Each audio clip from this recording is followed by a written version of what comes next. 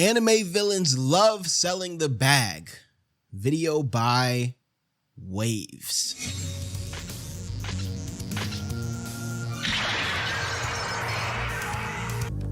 Yet another fighter you could have said. What makes a villain a villain? Is it their perilous journey on how they want to commit some of the biggest evils known to mankind? Is it the fact that most of them look like the world's biggest sicko and want to do bad to people for no good reason? Could it be because some of them end up being petty as hell and just do a bunch of stupid things for the sake of it? Or maybe, just maybe, they don't want to pay full price for digital games. Oh, I read about this, bruh. Yo, that is crazy, bruh. No more discs in games is kind of nuts. I'm not gonna hold you. Niggas can get their games deleted off their hard drive at any given time and can't do nothing about it. PlayStation, you're trash! Time and time again, we've all seen different kinds of villains across shows, movies, and games altogether. And after I spent some time learning, reading, writing, I can't read. I realized that stereotypically, most villains fall into one of these three categories on why they do what they do. Number one being they have some of the most justifiable motive. Okay, Magneto. Magneto is probably like, yeah, I mean, understandable. I'll say understandable. Justifiable goes a bit far, but I'll say understandable. For sure, but even he kind of falls into an arrogance archetype a lot of time. He can get a lot more done if he was more focused on getting stuff done. Justifiable motivations and reasons to do any evil shit, which leads to them committing world-ending amounts of destruction, but for a very understandable cause. Yippee! Number two is that they're just a certified hater, which makes them. I saw some discourse going on where people were debating which they preferred between villains that had justified sort of reasonings and villains that kind of just did evil because they wanted to do evil. And they were arguing which trope they thought was better. I feel like it like pendulums back and forth actually for me, right? Like I feel like growing up, I witnessed the phase of like, you know, the sort of justifiable anti-villain kind of becoming a very, very popular trope that was being used. And as I get older, I do kind of find myself enjoying more villains that are kind of just evil because they operate on like a whole different moral scale than we do. But by that same vein, that could just be my brain like overcorrecting for what I grew up with, right? I'm sure eventually I feel like it's one of those things that pendulums back and forth. And also like, yeah, it does kind of have to do with, you know, what the story's grander themes is, who the hero is, so on and so forth. But like right now, I'd say the type of villain I probably rock with right now, I'd say the villains that at least scare me the most are the villains that I feel like can't really be reasoned with, can't really be like talked out or outsmarted, something like that. Just doing evil for the sake of evil. The best man, or number three, they're just arrogant as hell. Hate your shit. Childish, dumb morons who only use a whopping 0% of their brain because they're stupid. Well, I feel like the villain arrogance, because that's definitely a common trope. But I feel like that trope usually comes in when, like, from a writing perspective, the villain would, like, automatically win. You know what I mean? Like, first thing I think when I think of arrogant, stupid villain is Death Note, bruh.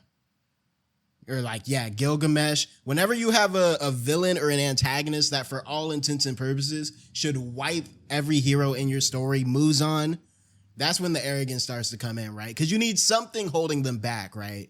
Homelander, you need something holding them back. You can't have anything external holding them back, right? Because the whole entire like method you used to develop the villain was to present them as this unbeatable object that can't be moved by external force. And so you do kind of have to go internal with those type of villains, you know, give them some internal issues they're working through, which usually comes in the form of arrogance or something like that. And that's what I'm gonna go over today, man. Today, my beautiful people, I wanted to dedicate this video and speak about some of the most arrogant villains I've ever come across that got game over because their egos were too high. And as much as I like some of the Bill Cipher, I feel like he falls into that. I still feel like Bill Cipher got cheesed. I mean, he kind of had to get cheesed. He was too broken. But yeah, I feel like he falls into the arrogant archetype. He did get cheese though. The characters I'm about to mention, they low-key became dumb as shit. And without any more yapping, Dragon Ball villains are the first to go. Now look, as much as I Dragon love Ball villains, when I think of arrogance though, well, let's see what he has to say. Dragon Ball more than the next person, and even Glazed Goku, like my life depends on it. To my full-on knowledge about this show, there's only like 1 or 2 villains in the whole thing who have dedicated plans and motives to do some crazy planet-destroying shit. Besides, I mean, what I remember from Dragon Ball, most of the villains, first it was for a long time, all the villains wanted immortality. That was like their thing, right? They wanted to get the Dragon Balls and wish for immortality. And I think some of them even achieved it at some point to a certain degree. And then, let's see, that was like Frieza. Frieza wanted the immortality or something. And then, you know, we transition into Cell. And I feel like post Frieza, a lot of Dragon Ball villains kind of just became more so like forces of nature. You know what I mean? Cell was like a force of nature. I'm pretty sure he's about to get into Cell because Cell was arrogant as hell. But Cell was a force of nature. Like Boo was a force of nature. You know what I mean? The framing around the villains was less of like, this is a character that wants something, and more of like, this is this destructive force, you know, embodied in a character that we have to stop. And I'm not gonna lie, growing up as a kid, that shit used to be terrifying to me, bro. Like I think probably Boo was the first time I encountered that trope of like, yeah, this is something a lot bigger than just the characters on the screen right now. You know what I'm saying? This is a destructive force that we've been known about outside the scope of this planet that's now coming to this planet for its due. You know what I mean? Kind of like a Galactus sort of thing. But yeah, I think a lot of Dragon Ball villains probably fall more into like force of nature sort of tropes. is that the rest of these guys just want to run the fate and call it a day? They're sick. The majority of all Dragon Ball villains are so simple that their baseline goal most of the time is to just prove they're a better fighter, that they're more superior, stronger than what they think. I guess they have done that now more with like Beerus and the Dragon Ball Super stuff. You know what I mean? But I feel like it transitioned from immortality. And then, you know, once characters got stronger than immortality, it went immortality to force of nature to who's the strongest. And I feel like that this shift kind of changed as the story evolved. Of themselves and better than any of the Z fighters. And most of the time, that's specifically Goku. And if they don't get that opportunity to show their strength, they're just gonna blow up Earth for the sake of it. They're hella petty. Every other saga in Dragon Ball has this type of villain. Even the ones who may look like they have a better motive than the rest of them, like wanted to take over the universe or something, still end up becoming hella arrogant as soon as they get punched up a little bit, and desperately want to run the fate of Kakarot. They're hungry for that shit. Look at Frieza. The guy at first established himself as a conqueror, somebody who takes and controls people to do his bidding for him, with the man having absolute control and authority over hundreds of planets, like With Frieza though, I feel like Frieza is one of the better Dragon Ball villains. I feel like Frieza is actually a good middle ground. Frieza was effectively a force of nature, but I feel like he still kind of had character behind him. You know what I mean? Like, I feel like Frieza scared me because he seemed rational enough that it did seem like he can be reasoned with. And it did seem like, okay, like, not necessarily you can outsmart Frieza, but you could, you know what I mean? Like when Frieza was talking to his men, he seemed rational enough to like not want to kill a couple of Saiyans and keep them, you know, doing his bidding and so on and so forth. Where a lot of Dragon Ball villains were just like, boom, you know, I came to destroy the planet and blow up the verse. At the very least, Frieza had like some sort of rationality about him. He did get arrogant. He did get arrogant, but again, I think that just falls into that typical anime trope of like, how do you have this villain do something besides immediately kill the whole main cast instantaneously just because he can? Vegeta, only for him to eventually blow up the planet and eradicate all the Saiyans. Mad! The guy had a good chunk of the universe under his control with his Frieza Force and his... But even then, as the show went on, like Frieza, he had a good chunk of like the galaxy under control, right? But I always thought that, and maybe this is kind of a retcon. But I feel like Frieza kind of reached that point. All right, let me put it like this, right? You ever play a competitive game, right? You start off playing and you underestimate how much work it's going to take. And then as you play more, you get good enough to realize how far you are from like the top tiers. You know what I mean? Like, in anything competitive, right? You start off like, okay, you probably think you're better than you are. And then like, I feel like the first milestone of progression is knowing just how much you don't know. You know what I mean? And I feel like Frieza and Dragon Ball Z in particular was at that point where like he had a good chunk of this galaxy like under his thumb. You know what I mean? To us, like he was this like the strongest in the universe, right? This all conquering sort of creature. And then, you know what I mean? I think from Frieza's perspective though, he knew just how much he had yet to conquer. He knew just how little he had actually conquered. And so, you know, when they brought him back and revamped him, that's when he started training and, you know, actually taking shit serious. But I think Frieza is an interesting character in that regard, right? Because he's almost like he's almost like a big fish in a small pond. You know what I mean? And was gonna use the Namekian Dragon Balls to wish for immortality. And then later on, he tried to use them again to grow taller.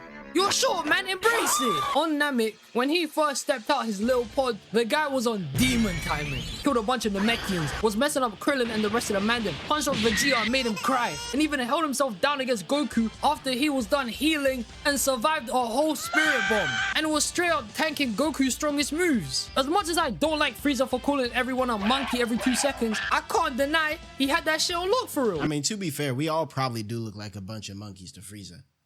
Like, imagine being like, because what? Frieza's like I always envision him as like a little lizard thing, bro. He's like a hairless lizard, like, you know, with a big, bald, like, shiny dome. Imagine how strange we probably look to him, bro. Just straight hair everywhere. You know what I mean? Like, he's probably all, like, slippery and slimy and shit. Okay, let me pause that. He was putting in this work, man. But then this flipping guy just had to go kill Krillin. He just had to. How greedy. Because after this very, very life-changing moment happened, I think we all know where this went. Frieza was... I don't even think that was arrogance, though. Like, that was Frieza killing, like, Krillin, albeit unnecessary. It wasn't really out of character. You know what I mean? And there's no way he could have actually known what would happen, like, as a result of that. You know, it's one thing to be like a Light Yagami and like, you know, put yourself into the position where you can get caught just because of your ego, right? But for Frieza, think about how many times he'd probably killed with no repercussions. He probably didn't even like, it's like, imagine you killing a bug, right? You see a fly flying around, right? All right, there's 2 flies flying around. You kill the one fly. And then the second fly, all of a sudden, out of nowhere, like gets big as shit, human-sized fly, buff as hell, 7'5" fly, and puts you in a sleeper hold. I feel like that's probably like the equivalent mentally of what Frieza was going through when Goku went Super Saiyan and turned the tables on him. I can't even get mad at him for that. A day pass, gym pass, straight lifetime membership to getting whooped. He got finessed it. Frieza was so arrogant up until this point. Barely used a fraction of his power against anybody and thought nobody could compare to him. But Super Saiyan Goku flipped the whole script and said forget all that shit, because he went straight to humbling him like crazy, beating this man senseless, bitch slapping him, dissing and throwing hundreds of insults at him like he was taking the man for a joke. I'm bored. You're boring me. Frieza, the same guy who thought he was better than Saiyans, was so paranoid of the idea of a Super Saiyan that at the time, he destroyed a whole planet because of a myth. Yeah, that is true. Didn't they have that one? Did y'all ever see that one, like, I don't know what it was. I saw it on YouTube. I think it was canon, though. But they had like a little short, like a OVA, where I think it was like Bardock or somebody turned to the Super Saiyan. And there was like a Frieza type character too, or like one of his same race, one of his little lizard people. He was attacking planet Vegeta, and I guess Bardock or whoever, you know, kind of turned Super Saiyan at the last moment. And apparently this is what happened like before, you know, this shit got exploded. I don't know. Not canon. Oh shit, niggas, that's not canon. We don't talk about niggas didn't fuck with that OVA. I thought that was the coolest shit of all time growing up, bruh. I thought that was real, bruh. I thought like that was like the first Super Saiyan. Or not the first, but like, you know what I mean? In the timeline of what we know of Dragon Ball, apart from the mysterious Saiyan that I think is still unknown. I thought that was the first Super Saiyan. But I guess apparently that's not canon now. The minute he went against one for the first time, he became a bum. He was shook.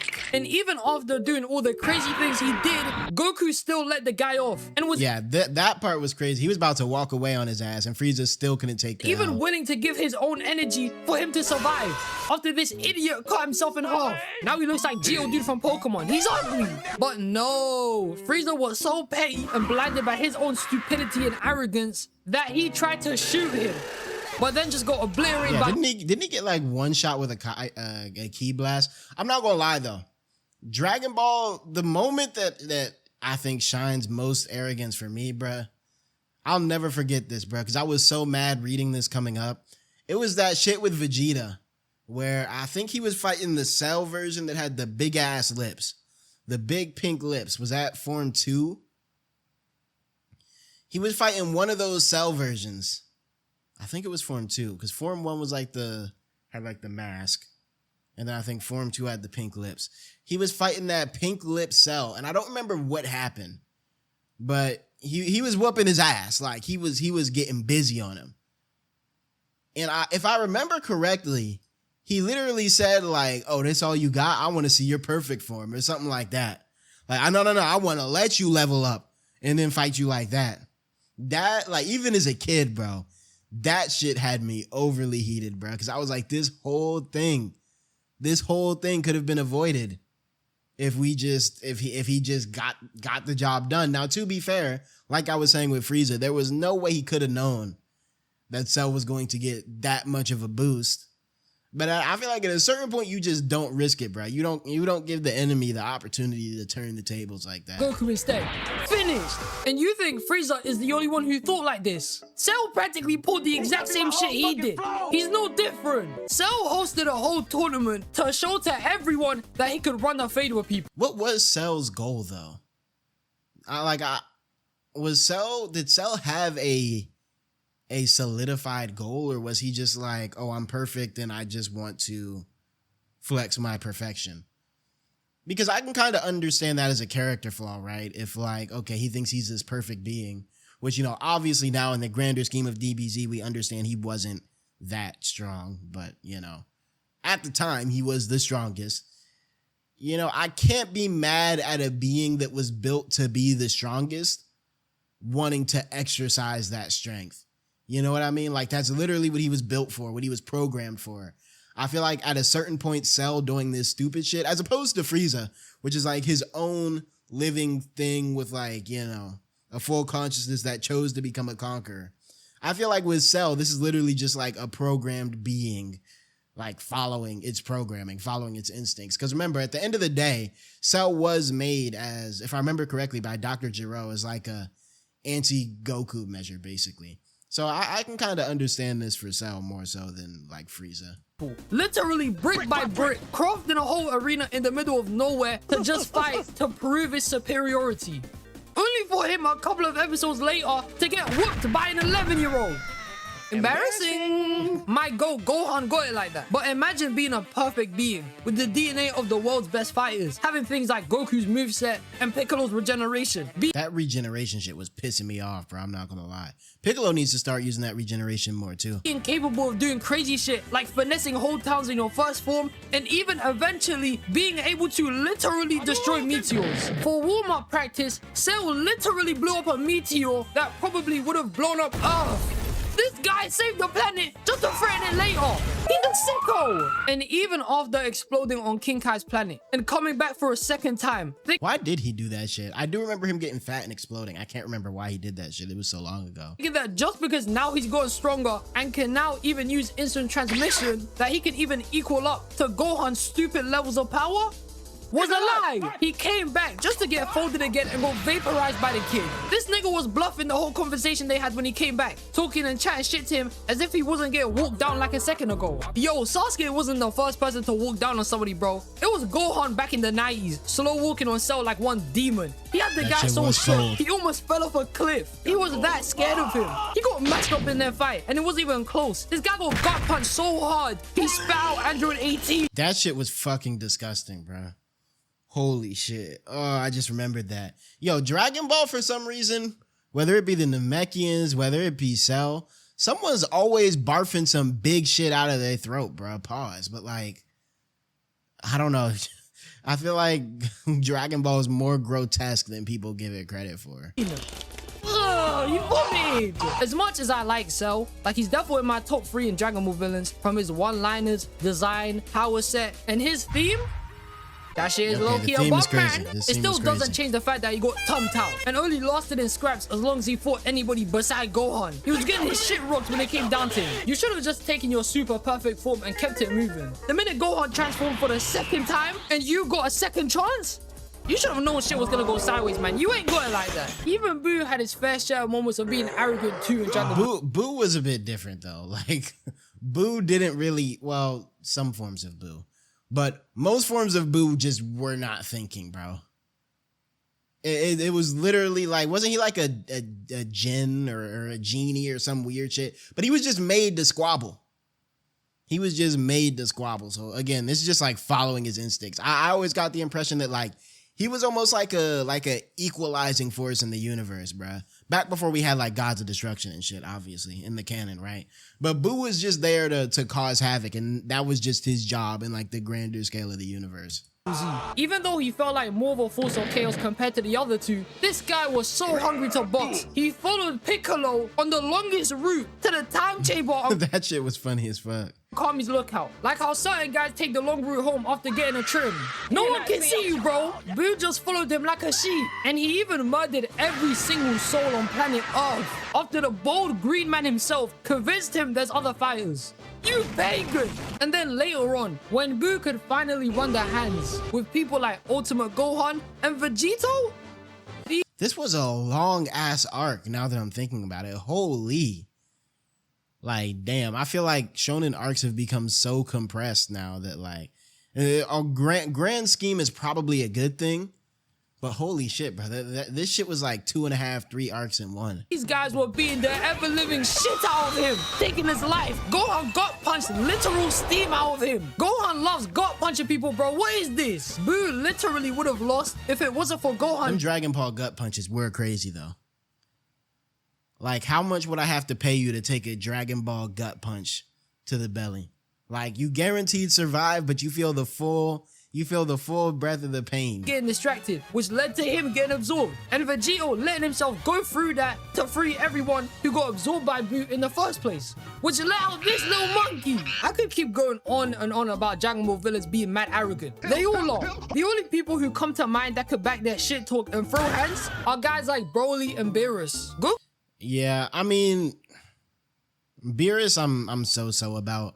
Broly, I don't think Broly is also more of a force of nature sort of thing. Like, he's like, you know what I mean? Like, I don't even know what trope he really falls into, but he's almost like a Saiyan jungle man, bro. Like, I know that sounds crazy, bro, but he's just like the peak. He reminds me of like old boy from Dr. Stone, Tsukasa or whatever, where he's just like peak physicals, but he doesn't have like the strategic. He's like the peak physical Saiyan, bro. Just like a physical monster. Whereas like, you know, like Goku and them kind of rely, at least to an extent, more on training and strategy to a degree. But like, I feel like Broly is meant to be like the pinnacle or like the image of what a Saiyan could achieve naturally. Like, I don't know what they plan on doing with his character. I know he seems to have more involvement in Super.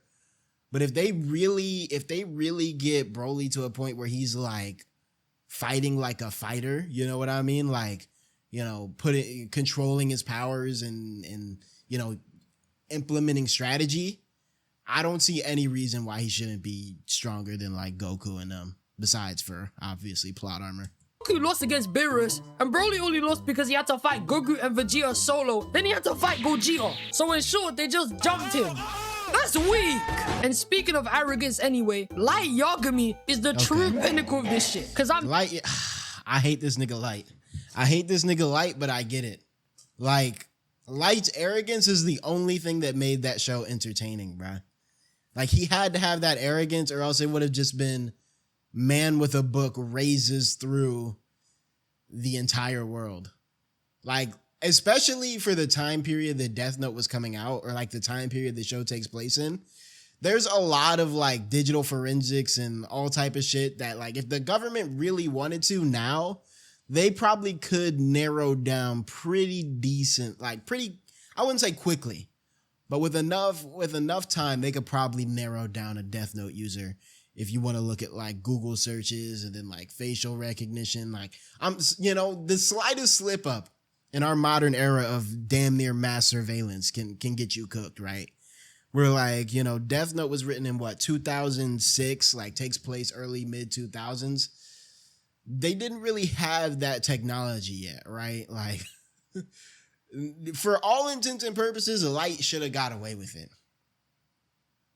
But he just didn't. I could get away with it. I feel like the Death Note is almost on like some Lord of the Rings Ring of Power shit though. Like I feel like there's no way you could have a Death Note and on like some ReZero murder becomes a habit type shit, right? There's no way you can have a Death Note, use it, and then not become corrupted by it. Like I feel like that's an under-discussed element of the show of like how even using that journal in the first place kind of corrupts you. And, you start getting a God complex and not thinking straight. Like, I don't know if y'all read that one shot, like the redux they did for Death Note, where some other kid in like 2017 gets a Death Note. And he basically, if I remember correctly, he doesn't kill anybody. He basically uses it to like threaten the president and get like every Japanese citizen under the age of 21, like 1,000,000 yen or 1,000,000,000 yen or some shit like that. And then he just, throws the Death Note away. He uses the Death Note's powers to achieve something that didn't involve killing people, right? Because if you remember, the Death Note had a bunch of weird but very powerful side powers where like you could say, like I always said, if I had a Death Note, I would just use it to like control people's actions a singular time, more like a Code Geass sort of thing. You know what I mean? Where like you can write commands that someone does before their death, write this on the wall. I think Kira did that when he had people writing his name on the wall. So I feel like you should be able to say like, oh, Slayer XXX3 will wire me $500 and then die normally as he would have died in his life anyhow, or something like that. And it should work, or something along those lines. I mean, you'd have to think it through a bit more. But yeah, the one shot kind of explored like how you could use the Death Note side powers to accomplish things apart from killing people. But like, yeah, I feel like a lot of people think they'd be able to like just let it slide with a Death Note, but I don't know. Like, I feel like a lot of people think they would do better with a Death Note than they really would, because once you get past a certain point, you're bound to slip up.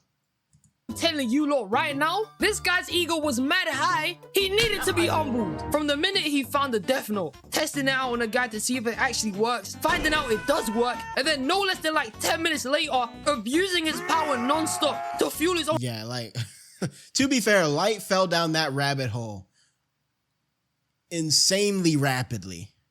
Like, okay, I get he did the test, right? All right, cool. He did the test.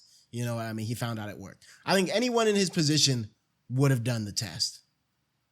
All right, fair. But like after that, I feel like if I were to have been in his same position and realized that shit worked, I don't know if I would have burned the Death Note. Part of me thinks, I think you should burn the Death Note. I don't know if I would have, but I definitely wouldn't have gone right to like, all right, let me become the god of the new world. You know what I mean? I probably would go at least a cool 2 months like thinking about shit. Do I even want to do this? Do I want to go down this road? And if so, what I'm going to do? He got right to work, but just like, holy shit, bruh. Ego and God complex was mental. Light literally thought he was untouchable and the only person who could save the world from its evils. And as smart as he came across in Death Note, he's also the same idiot who killed someone on live TV by getting rage baited. You're stupid. Like honestly though, and Light wasn't even, and I think this was written on purpose, Light never struck me as that smart. Like he was very savvy and he was always very book smart. Like he did well in school, and that's what kind of, I think, fueled his God complex to begin with. He constantly had people glazing him. But at the end of the day, he got like 85% carried by a magic notebook. You know what I mean? And then on top of that, he happened to have, first of all, he got caught, right? He got caught by old Misa. and she just so happened to be like a serial killer fangirl. And so, you know, he had multiple avenues in which, like, he had a magic notebook. He had a magic girlfriend that could use the magic notebook who just so happened to not, like, you know, to not turn him in or, you know, be a normal person. She just so happened to be this insanely devoted individual just cause. I feel like people always try to paint like, oh, Light versus L or Light versus Lelouch or Light versus Senku, you know, whatever other anime character kind of is known for their brains, right? They always try to put L on this level, completely ignoring the fact that, like, his IQ was at best like 15% of what got him from where he was, bruh. Bro's dad was his dad was the cop. He was tapped directly into the main force that was trying to stop him. Like, so many things fell in place for him, and he still failed. I've never got the Light gas, bro. Rivalry between him and L just proved Light was the more arrogant and impatient one between the two. This isn't to say that L wasn't like that either. He even admitted that both his and Kira's rivalry stemmed from both of them being childish. But fam, this guy Light was itching to kill this man so bad, he would do some of the dumbest shit. And it's not even like he was itching to kill him, though. He was, and honestly, I read a story the other day. This was a story about a serial killer. And this was like right when computers were first starting to become a thing, right? So this serial killer had been killing people all around this town or this city or whatever for, you know, excuse me, God knows how many years. And digital forensics weren't really a thing yet. It was like just becoming a thing. This is like the floppy disk era.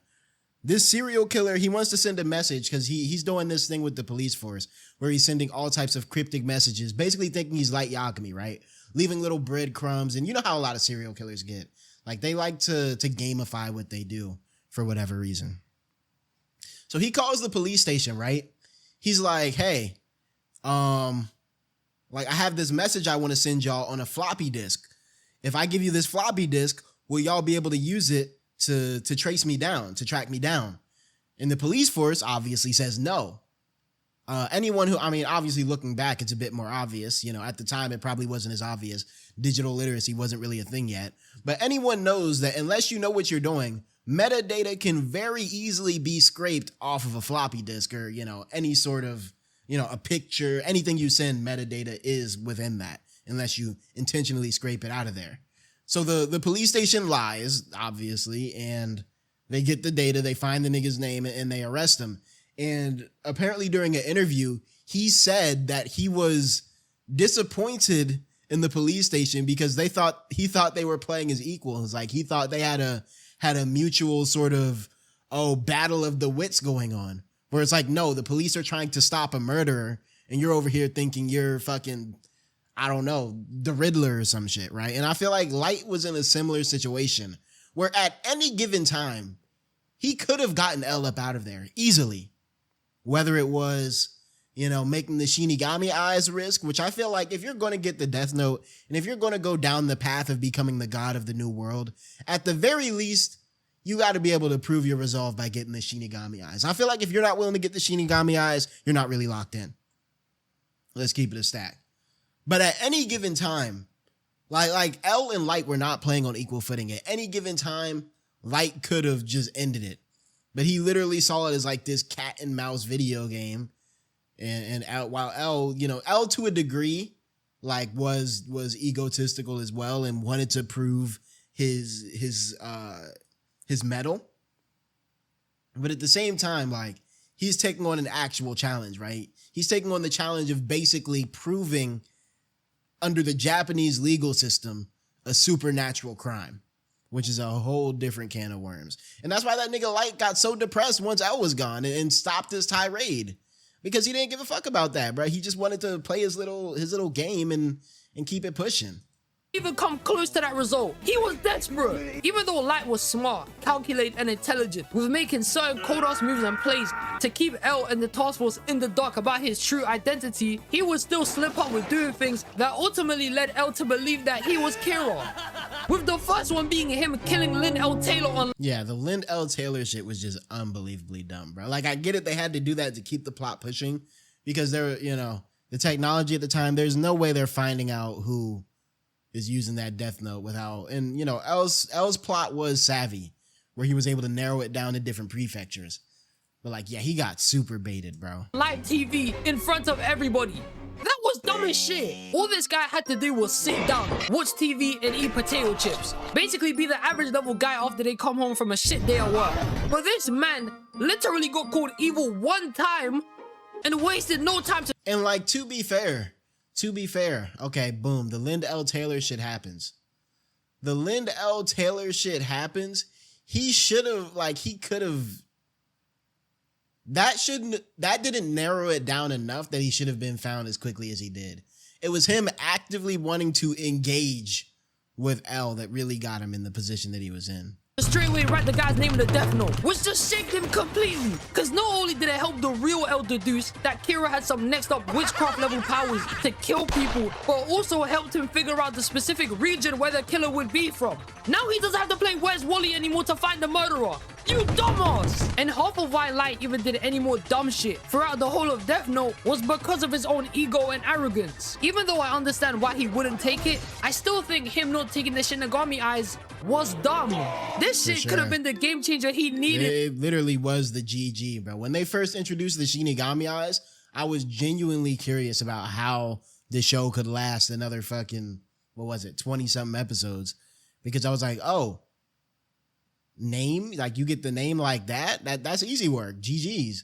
But then he just chose not to take it, which again was very interesting from a character perspective, but very, very stupid from a strategy perspective. To take out L as inconspicuously and as quick as he could, with how much L was learning and gaining on Kira, eventually deducing that he was using a police database and was a student to whatever else he found out up until Ryuk first told Light about the Shinigami eyes. By then, that should have been the wake-up call he needed to just take the deal and mark the guy. Quick thing! And even though L may have suspected him at this moment in time, the most important thing here you might need to understand is that Light would still have his name. His government, his driving license, first name and last name. So hypothetically, he could at any given time, he could just take him out when he had to. But again, it's like no one wants to, well, actually a lot of people do, but no quote unquote true gamer wants to like win using cheat codes. You know what I mean? And that's why I think he didn't take the eyes, is because he wouldn't have gotten the satisfaction of, oh, I got here with my wits. It would have been, oh, these eyes gave me the answer. Try and dedicate his energy and time to convince L that if he still suspects him by then, he would try his hardest to make it seem like he wasn't Kira, so that when the coast is finally clear and his name is safe from L, game over him instantly, drop him, man. But the guy was so overconfident and cocky that instead of taking god level powers, he was like, nah, I'ma do my own thing. You're selling! Not to mention, this guy killed people like Ray Pemba for no reason. He just did it for the love of the game. What the fuck did he kill? I don't even remember Ray Pember. It was Ray Pember and that other FBI chick, right? And the FBI, that's when I knew this nigga Light was kind of a bum, bruh. When the FBI chick like damn near caught him. And so then he just took her out. Like, that's how I knew he wasn't even really committed to the game, bruh. Because I feel like if you really want to go brain for brain with someone and they catch you and then you just take them out, like, you know, it's, using your cheat code book, it's like, all right, bro. What was the point of taking him out? Generally, what was the point? He didn't even suspect he was Kira, let alone he was about to clear your name, which would have made everything in the future a lot easier. I get that Light's plan here was to use Pemba to get the names of the FBI agents who were investigating into him. It was smart, but he did not have to do this shit straight afterwards, revealing himself to my man before he was about to die. He's petty. He did like doing that shit too, revealing himself. He even did the like the last seconds. Same shit with Naomi, Pemba's wife. In where moments before she was about to die, he just revealed to her that he's Kira. For what, bro? What was the point of this? You're rage baiting. And then when I think he just genuinely is, like, he falls into like that serial killer profile archetype where like you really can't apply logic to their actions all the times because they take joy in like, you know, seeing the expression and whatnot. He lucky if she was a real FBI agent, her ass would have said, pop, pop, and it would have been a body for a body right there. You think an FBI agent is walking around with no firearm on them? I don't care if they're in Japan. finally killed L and got the last laugh in his face, ending their rivalry forever. And like this, like actually, now that I think about it, this is a very like 2000s thing, right? Because if I was in that position, I'm using my last 45 seconds to send my homeboy a voice note. Hey, bro, I found Kira. It's Light Yagami, bro. Go ahead and convict this nigga, bro. Avenge me. This guy became straight up stupid. Now that there was no competition, he lowered his standards and put too much faith in people like 𝙏𝙖𝙡 and 𝙏𝙖𝙡 to do Kira shit. In when 𝙏𝙖𝙡 was the reason how the SBK were even able to get their hands on a Death Note to suss out Light as Kira in the first place. Yeah, I'm not gonna lie. That again, that like offshoring, or wouldn't be offshoring, but that like delegation of Kira efforts to other people, stupid, bruh. Absolutely stupid. You should have kept that note between you. And I even think giving it, like, if I had a death note right now, nobody would know. Not even the people closest to me, bruh. Once you start, the more people you bring into the loop, the more loose ends, you know what I mean, you have in your operation. And this guy would even go ahead to speak to Kira's spokesperson to send messages to 𝙏𝙗𝙡 while Nair was already sussing him out. It's like he wanted to get caught. Trash! This guy believed in his hype way too much. That when he got caught, instead of trying to write the SBK and the Kira task force's names down in the piece of the Death Note he had in his watch, as discreetly and as slow as he possibly and humanly could, he started trying he like flung it out like super fast. Like a madman. No wonder Masuda emptied the clip into him. He was crazy. This show-off even told Nair, before 𝙏𝙗𝙡 wrote their names in the fake Death Note, that he won. This guy didn't give two shits, man. He got outsmarted by somebody who had to build all of their evidence from scratch. If this was That's why I don't think people got to give more credit to what L and the other mini L's and Mello were doing, bruh.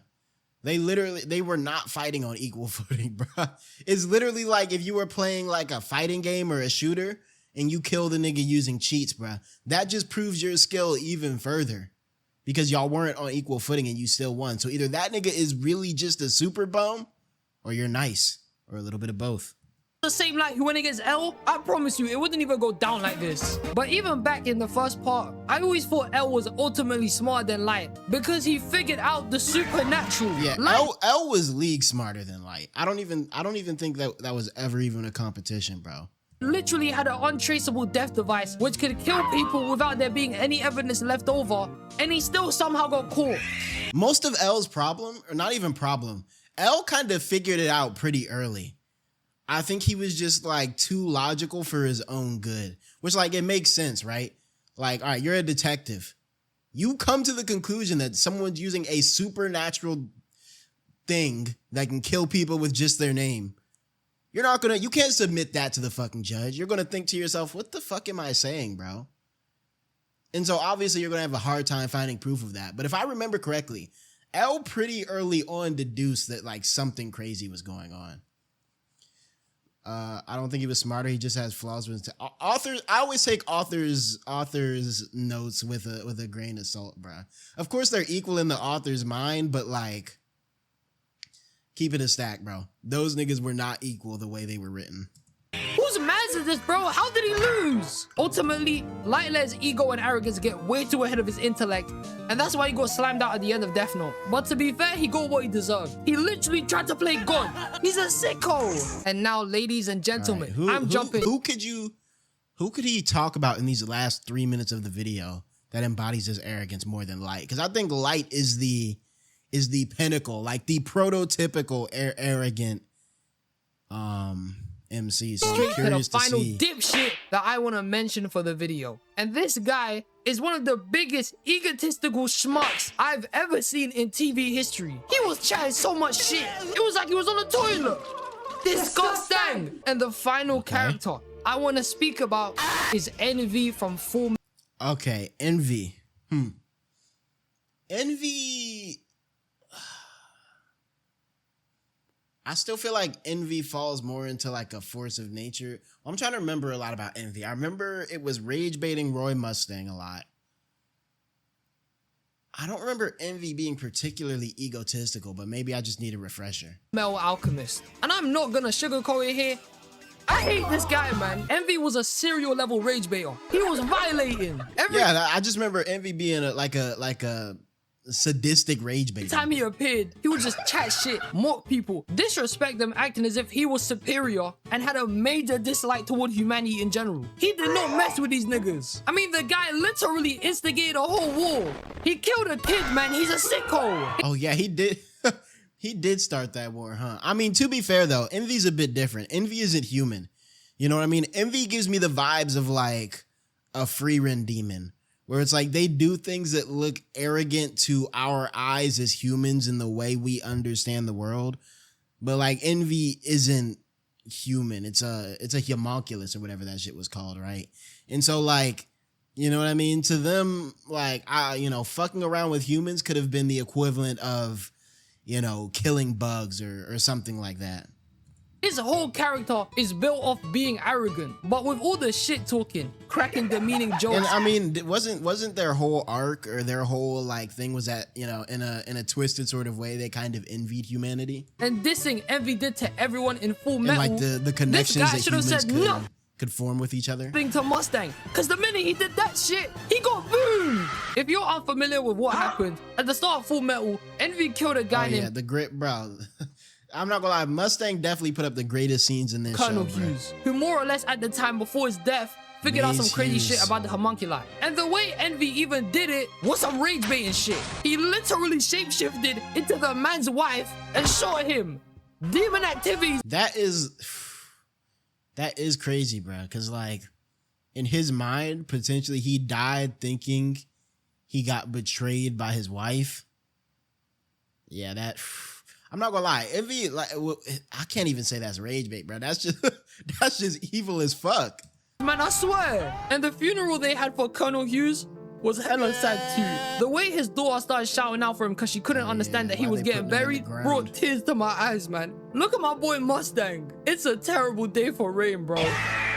Now fast forward. I think about that quote almost every time it rains. I'm not gonna hold you. To the final last episodes of Full Metal, when Envy and Mustang meet for the first time, Envy still rage baiting and trying to instigate beef with everyone there, finally reveals that he's the one who murdered Colonel Hughes. And the minute Mustang heard that statement leave his mouth, he started finessing this man. I'm talking demon level exorcisms, hellfire, torture levels of burning on Envy. All you could hear was snap, snap, snap. Then the sounds of Envy crying out while he was getting burned up. I feel like we can all agree Flame Alchemy was the coldest shit to come out of that show, bro. Just the visuals of a snap into a massive explosion. To be fair, it could be hard countered by getting the gloves wet. But doom, man. Fuck. Like, please, yo, they lucky they didn't give me those gloves, bro. I'll find a way to keep them dry. You know what I would have done? You know that material they have now that like liquids slide straight off of it?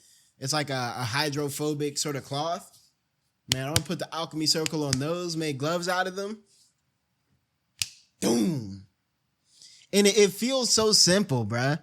It's not even flame magic as much as it is like explosion, combustion magic. I don't know. But it's something about the fucking snap, bro. She cooked with that shit, bro. Alive. That shit was crazy. This guy. How the fuck do you snap with gloves now that I even think about it? Like, obviously it was just lighting. Let's let the video play. I didn't want any smoke the first time either. He got burned once in his big form and went straight to dipping. Mustang was putting fire on the guy like he likes his food burned. It was mad. I low-key felt bad for Envy on how he was just getting eviscerated by Mustang. I've never seen a being like this ever happen in anime again. I don't think a lot tops how Mustang cooked this guy. It was so bad. Frieza and Ed had to stop him from... They said, hey, bro, all right, you got him. The whole sicko mode on Envy. If you don't go somewhere else with that shit, do you know what this man did? Envy was an arrogant little piece of shit toward people. He didn't give a flip on how they would react and he didn't care. I mean, I ultimately felt bad for him because his name was Envy. Even though he thought himself superior and acted as if he was better than people, he was honestly jealous of their humanity, jealous of their ability to create deeper bonds and connections. He envied them. That's why when Ed started taking pity... Oh yeah, he did end up being that little nasty ass salamander creature, didn't he? Yeah, first he had his like human form, then he had his big ass form, and then he had his little form. On him, when he became this little ugly thing, He packed himself off. He couldn't handle it. As much as I can have empathy for him, he was still a waste man, and he started lots of crazy shit in the show. So my sympathy for him is fleeting. You suck! And thus, my friends, this brings me to the end of the video. Arrogance is truly ignorance. And arrogance, I think arrogance as a trope can be annoying if not implemented correctly. But at the same time, a lot of times it is one of the only ways you can truly have a force of nature type villain. And so I'm not overly mad at it if utilized correctly in like a Homelander-esque sort of way, you know?